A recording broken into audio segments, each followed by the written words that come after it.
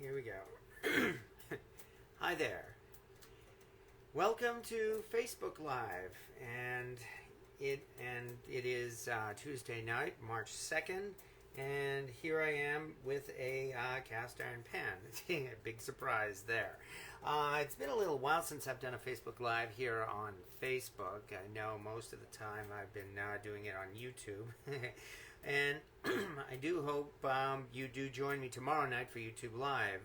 What we have here, though, is kind of like part one in preparation for YouTube Live tomorrow.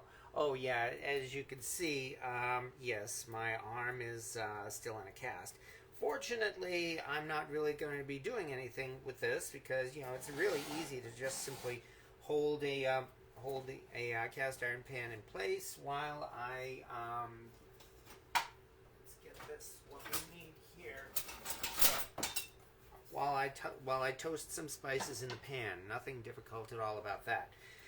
As the title says, we are getting ready to prepare the annual corned beef because it is the beginning of March, and I like to do my corned beef homemade for St. Patrick's Day 2 weeks in advance. You can do this like maybe up to a week in advance. I'm kind of early because I've always been psyched for this.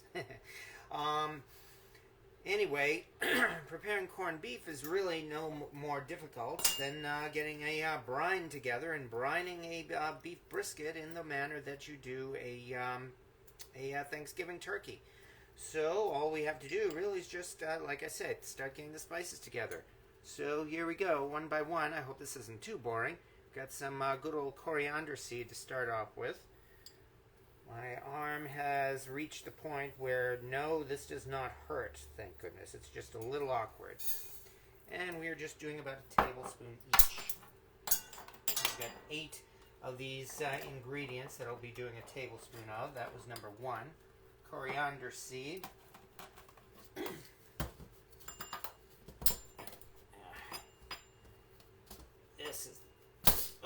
This is a little harder than I thought.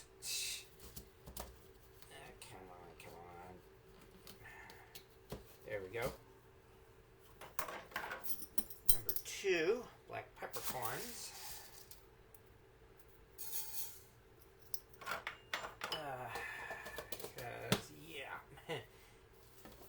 Believe me, if you're going to bring out the flavor in your spices, you definitely need to toast them.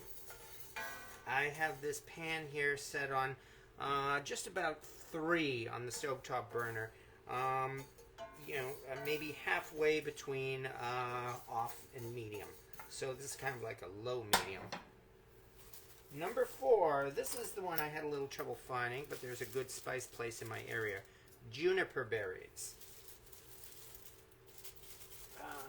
Some of these spices, yeah, you probably do need to go out of your way to find them, but as far as I'm concerned, it's worth it. What was that? That was number 3.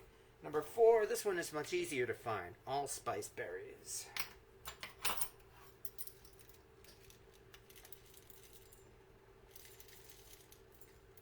As I said, I'm doing a tablespoon each of these. And I'm just going to be toasting these until they all start to snap, crackle, and pop. And when they do that, we're done. We're ready to put it in the brine, that is. Number 5 will be whole cloves.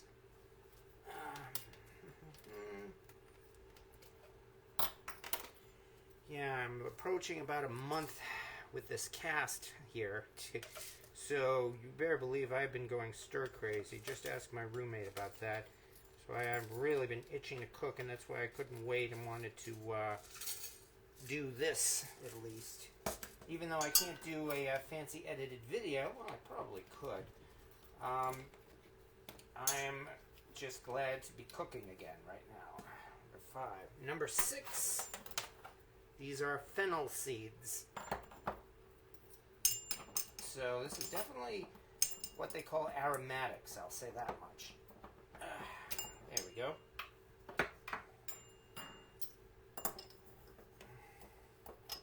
So yeah, making all this with one hand tied behind my back practically. That's how easy it is to do this.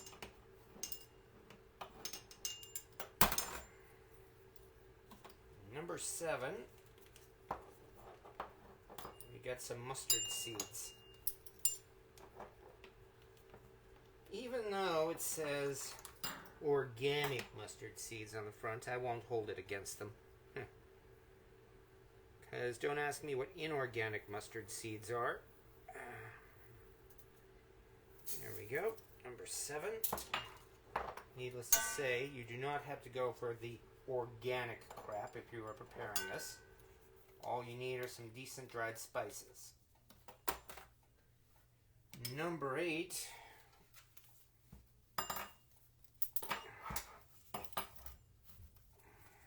There we go.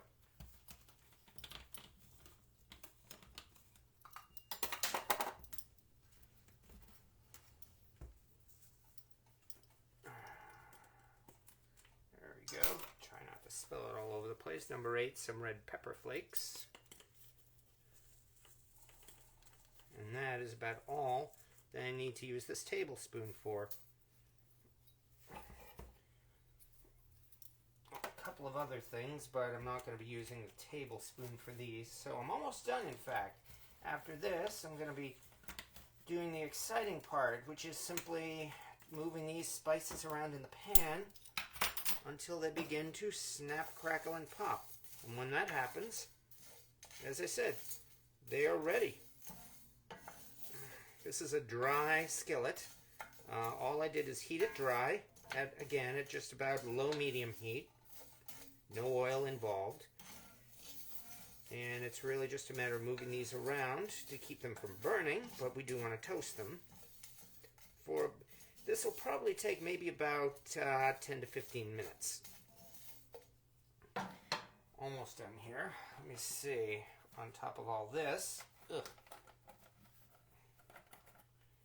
throw in a couple of bay leaves.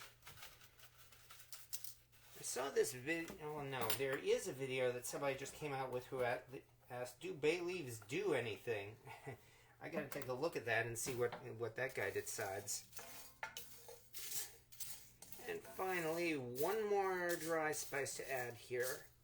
Oh, drat, I did forget something, and it's in the fridge. One not dry spice, which I should have chopped up in advance. Fresh ginger.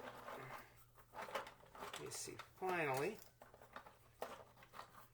a couple of cinnamon sticks. And that's the last part. Fresh ginger. Alright. Fortunately, all I have to do is get a couple of slices of that, so if you'll excuse me. Oh, good. Somebody is watching. I'm very pleased about that. But yeah, as I said, I mean, again, as the title says, toasting spices for corned beef. And once I'm done with once I'm done slicing the ginger and getting that ready, I'll be able to start talking about the wonders of homemade corned beef, because it is wonderful.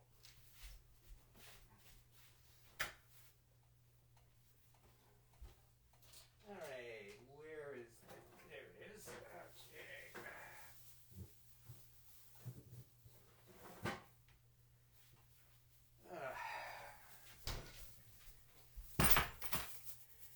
Nice and simple. Very much appreciate the help of my next door neighbor, who was kind enough to pick up some ginger when she went out shopping today. And I don't even have to peel this, since all I'm doing is toasting it. No, I'm not just throwing this whole thing in, though. Let me quickly grab a knife, get a couple of slices, and we will be ready.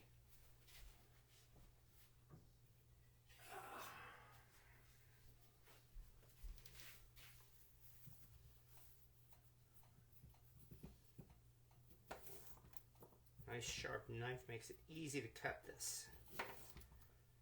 It's not going to be difficult at all. There we go.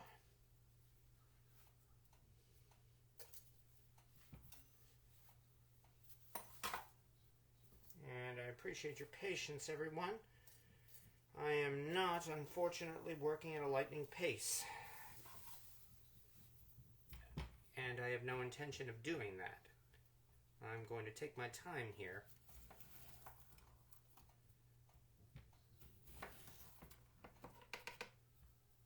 should probably be enough.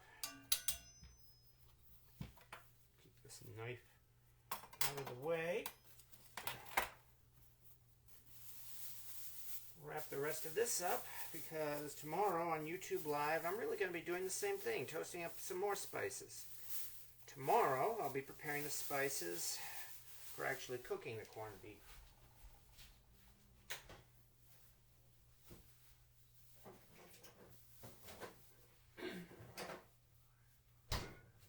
Everything we're making here tonight is going to go into the brine. And there we are. Make a mess. Scatter these seeds all over the place. Yum. Turning up the heat very slightly, so now it's between 3 and 4 on the stove top. Now it's really just a matter of moving it around until the spices, again, are toasted. Anyway, why I'm doing this. I love homemade corned beef. Several years ago, I took the time to, for St. Patty's Day, to actually prepare and brine my own corned beef. And I never looked back. The stuff is just so much better than the stuff you get at the store. The stuff at the store is not bad.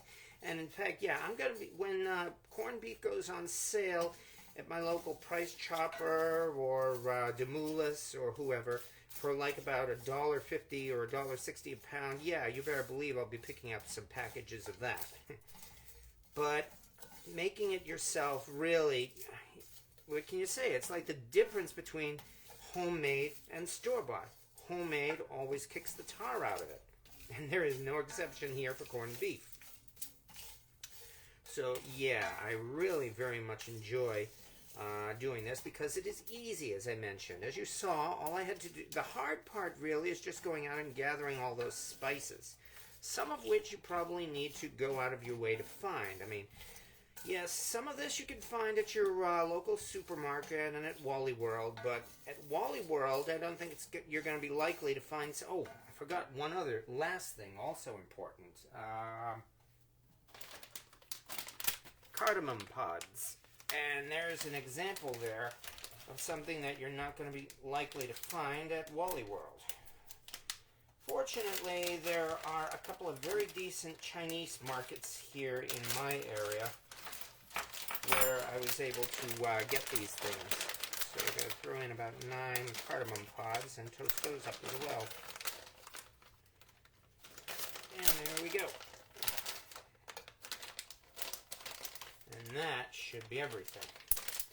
So yeah, the short answer is that actually the recipe I'm using I kind of cobbled together myself, just based on internet research, of course. And so that's why some of the ingredients, like these cardamom pods or the juniper berries, are not something that you usually see for corned beef. But it goes great, quite frankly. If I remember right, I was inspired by this by using some of the recipes you see in pastrami, such as the coriander seeds, for instance. And some because are meant really as Asian spices, like the cinnamon sticks and the cardamom pods and the fennel seeds too. But it is all very much worth it. It all comes together wonderfully.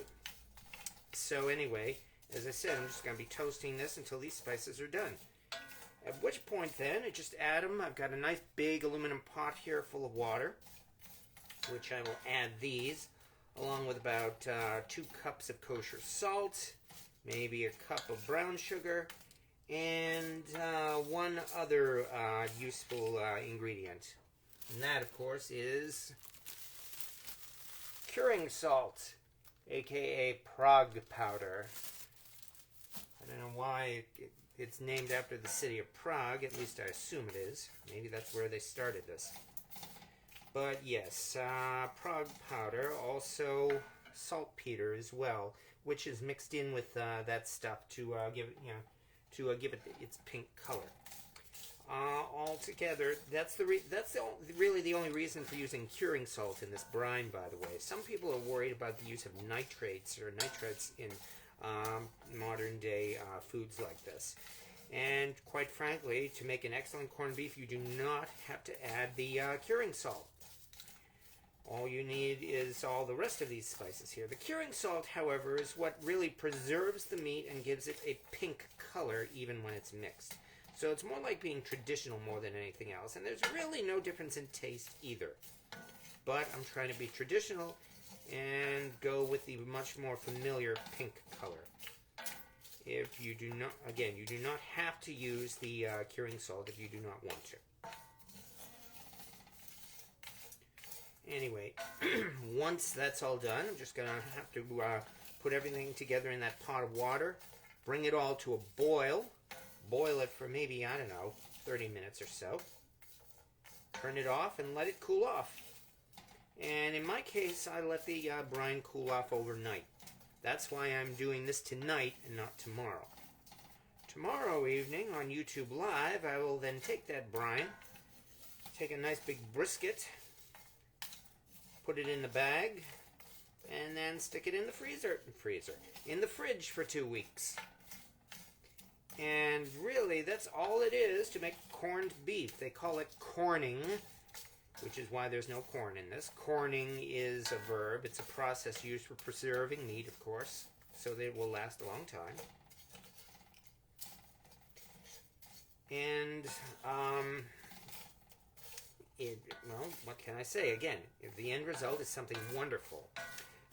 They say you only have to brine it for maybe about 10, well, maybe 7 to 10 days. So we're talking like a week or a little more than a week. But there's nothing wrong with brining it longer than that, and that's why I'm going for 2 weeks, because I want a nice, good flavor in it.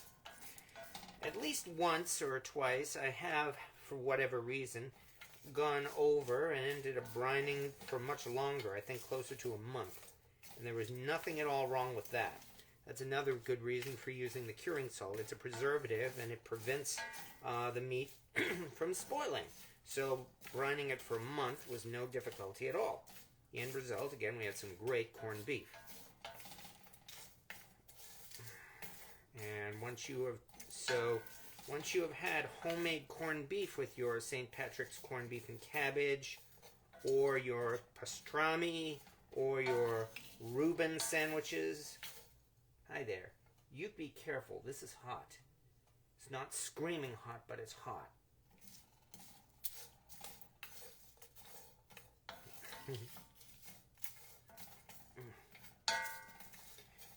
Yeah, he's up on the counter. Let's put it this way. For the last couple of months, we've been kind of playing... Thank you. We've been kind of playing... we've been having a back and forth battle here. He would jump up on the counter. I would push him off. He would jump up on the counter. I'd push him off. Again and again and again. And of course, he was jumping up on the counter all the time while we were asleep or not here. Pretty much, it got to the point where it's like, yeah, you win. Of course, no, I do not keep him, I do not allow him to touch food. No, I mean, I'm not, believe me, I'm not that unsanitary. And I do have to keep a close eye on him during moments like this. I have no intention of having an accident at some point where, well, yeah, I do not want to hurt him. Anyway, well, thank you again, everybody who is actually watching. I did see a couple of people are watching, and I'm very much appreciating that. It's a lot of fun seeing. Oh, maybe let me turn a little more light. There we go. It's always a lot of fun seeing that people are actually watching me as I make a fool of myself at the stovetop here. And yeah, let me talk about the cast iron too, because I know that's really the reason why a lot of people join my Facebook and my YouTube channel, and thank you again for that. This is, as you've seen already, is a new Lodge Blacklock 10-inch skillet, from their Blacklock series, that is, which they designed to be somewhat different from their traditional, thick, heavy cast iron skillet. This is much thinner and much lighter. I keep dropping these things. And it only weighs about the same. Oh yeah, I'm starting to get the aroma here from these spices. It weighs about the same as a vintage Griswold skillet. So that's not very heavy. It has a handle here designed so that, yes, the end of the handle is heating up, but it's not at the point where I'm going to burn myself. So I'm pretty certain that Lodge released this, especially the Blacklock series, especially to compete with those modern day American cast iron makers, you know, like Stargazer, Finex, which they bought out, Field Skillets, and all the rest of those. Quite frankly, I'm thinking that, especially if they market well, they should do okay, because I really like this pan. The one thing everybody says, though, every time we mention Lodge cast iron, and especially their much more expensive Blacklock series, is, does it have a polished glass smooth surface? And the answer to that is no. Lodge does smooth out their pans, and this does actually have a smooth surface. It is still very slightly rough, and that is done intentionally, but it is not the sandpaper rough surface you get from those cheap Asian-made cast iron pans, such as Walmart's Ozark Trail series. I got this Blacklock skillet especially to use as a chef's skillet. It's good for making breakfasts, you know, omelets, eggs, pancakes, and it works wonderfully for that. Likewise, again, my roommate Jamie, she very much enjoys using the Blacklock skillet as well. She likes the lighter weight. And it also, as you can see, well, granted, I did heat this dry, but nothing is sticking to this. Maybe I'll turn the heat up just a wee bit more. I'm now at just about 4 on the stovetop. However, once these things are all dried out, they will start doing the snap, crackle, and pop.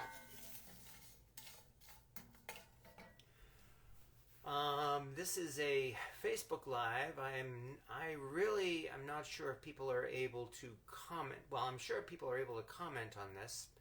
I'm not sure if I'm able to read the comments, unfortunately. Sorry for the difficulty here. But yes, please feel free to comment. Please feel free to criticize. You know, from the fact that, as usual, it looks like I don't know what I'm doing. Maybe I don't. Even though I've been making this every year now since about 2012, 2013. So yeah, I've got I've had some practice at this and got some experience, and I like the results. Anyway, as I said already, doing this is extremely easy. And that's the reason one reason why I'm doing this, especially doing it live. I really want to encourage people to give this a try. For St. Patrick's Day, you still have, if you haven't done anything like this, you still have at least a week to make the effort of putting the ingredients together. You do not even have to do all of these esoteric ingredients. If you can't find juniper berries and cardamom pods, really you can use a much simpler ingredient list. But yes, one of these days, whether it's now or next year or sometime, take the time, brine your own brisket, and make your own homemade corned beef, because you will not regret it, even if you do it only once. I like doing it every year because I enjoy it.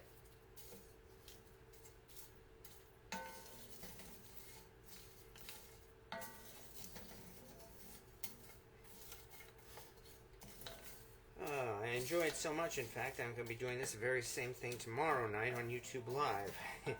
My agenda for tomorrow's YouTube is I will do the same thing. Toast up some spices just to show everybody and play with a cast iron. Those spices I make tomorrow night I'm going to put in the fridge because I will be using them to cook the corned beef. Also tomorrow night, though, I will be putting the brisket in the brine. And then from there, I will also be making, with some help, with a lot of help really from my roommate, we plan on making some Reubens with cooked corned beef. So yeah, tomorrow night I hope YouTube Live is going to be a lot of fun. However, I'm enjoying myself right now because, oh man, I'm so glad to be cooking again. Excuse me. Yeah, the aroma is getting rather pungent. I like it, but it's getting intense. Also, my throat is dry because today, March 2nd, is the coldest day we've had so far this winter. The temperature got down today to about 11 degrees Fahrenheit. However, we've had strong winds today, gusts of up to 50 miles an hour. So that means the wind chill, or as they call it on the weather app, the real feel. Excuse me. The wind chill, the temperature has been as low as 20 degrees below zero today. And in New England, we don't get that very often. I know out in the Midwest and in Chicago and the like, they often get into below zero temperatures. We actually don't get that very much here in New England. We get cold. Usually, at least once per winter, we get into single digits and maybe even 0 degrees. We don't get much colder than that. So today was definitely the coldest day we've had all winter, and I hope it remains that way. Because it's March, you know, we are getting pretty tired of winter by now. Oh, and I just realized I'm starting to hear the snap, crackle, and pop. And of course, not yet. Another couple of minutes, but then this thing will really be crackling on its own. So we are almost done here. Once this is done, as I said, all I have to do is start preparing the brine, and that's as far as I will go on this YouTube Live.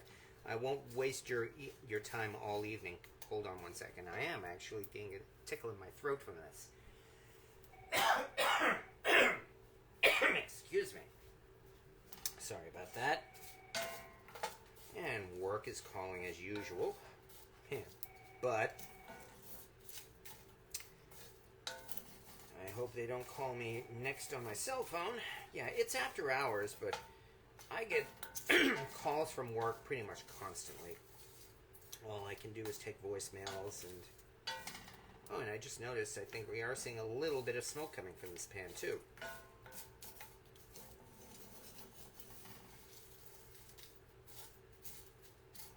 But anyway, that is my excuse for doing this tonight. Play. Okay, that means I am gonna have to stop because work is calling. Never fails. Alright, well, let's see what we can do here.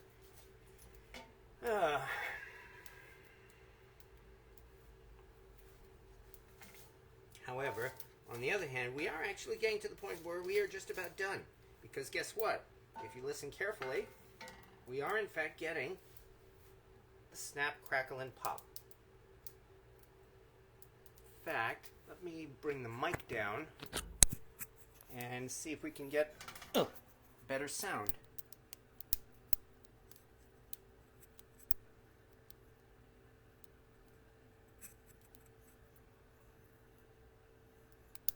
There you go. You can hear it. That's what we wanted. So let's return this mic.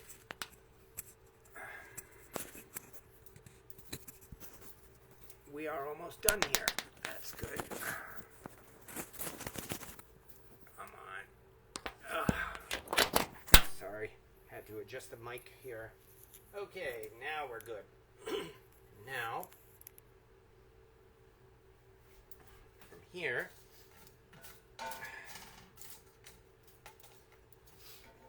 that means now it's time to do the next step, which would be to prepare the brine. Don't want to drop this camera. Anyway, thank you for your patience, everyone, and letting me take you on this little roller coaster ride here.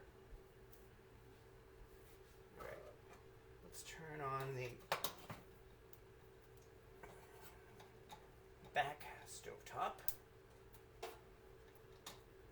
Okay, good. Now, time for part 2.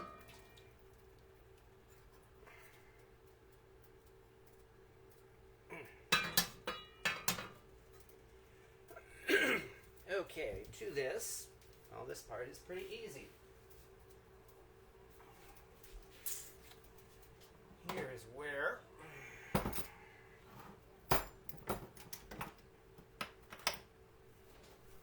we start with part 2 here.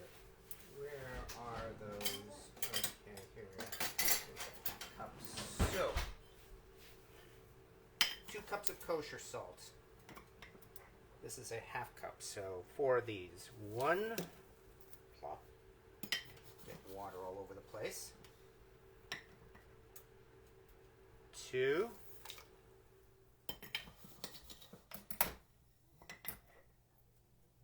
3,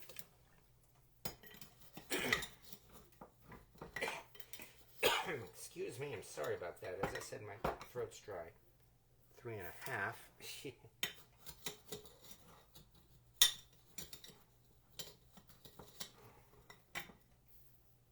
And 4.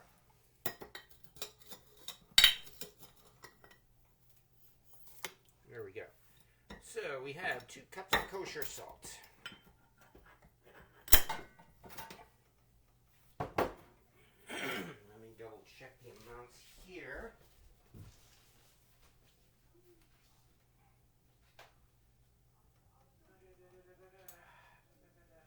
Okay. Well, going to the recipe, we only have to do about half a cup of brown sugar. Good.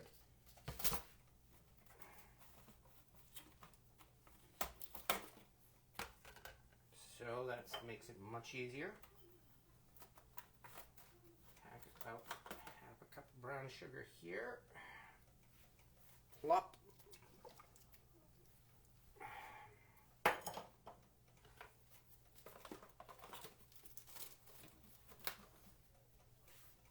Mix all this together.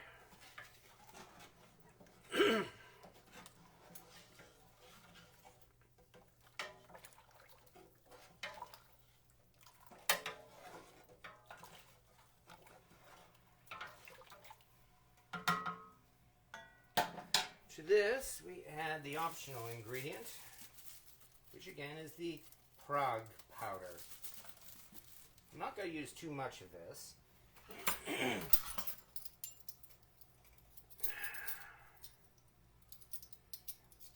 So we're only going to be using about 4 teaspoons, or a little more than a tablespoon, of this curing salt here.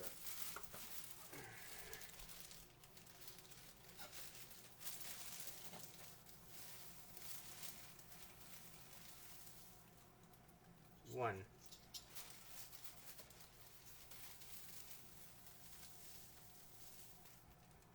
2.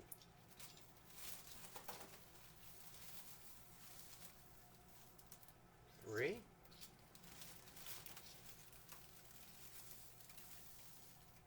And 4. There we go. For the record, even though this is a pink salt, if you're going to be doing this, do not use Himalayan pink salt, the kind that you buy at the store. That is not curing salt. It does not have saltpeter in it. Yes, you can use it as a salt in your brine, but again, no, it's not going to give it a pink color. Anyway, finally, after all that, all we have to do now is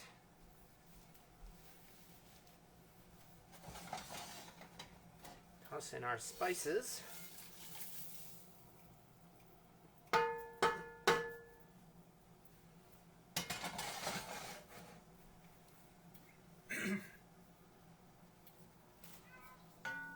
Meow. I heard somebody go meow.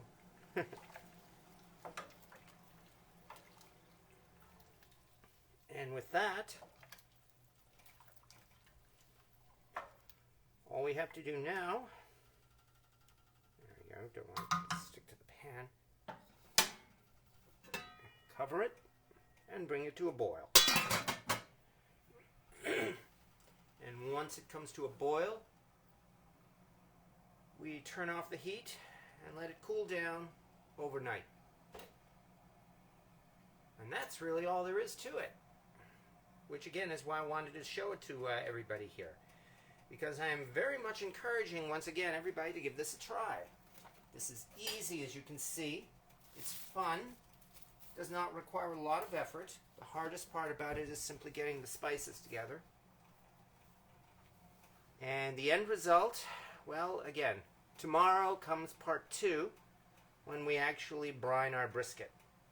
Part 3 will come in 2 weeks on St. Patrick's Day. And I do hope you've enjoyed watching this. I do hope I didn't bore you too much. Now I'm going to have to go and take a call from work. So thank you very much for everything, for watching and for being here and for enjoying my channel. And I will see you, well, I will see you here on Facebook, and I will see you tomorrow night on YouTube Live. Ta-ta. Praise Bob, everyone.